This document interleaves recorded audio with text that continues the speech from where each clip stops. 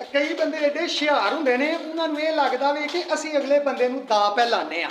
ते बड़ी पुरानी गल है कि जिहड़ा बंदा दा लांदा होवे ना, दर असल दा उन्होंने ही लगदा हुंदा वे।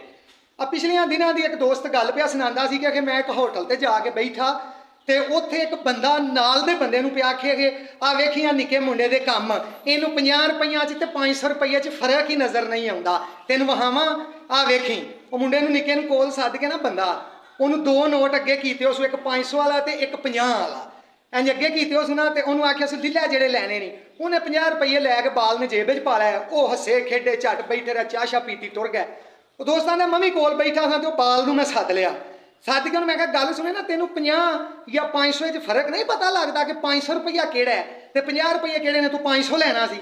वो बाल मैनू आंदा है नहीं भाजी 500 नहीं सी लैना, ये 50 ही लैने सन। ये रोज़ किसी ना किसी बंदे नूं ना वखान ले आउंदा कि आ तेनूं वखावां, बेवकूफ भी दुनिया ते है नहीं।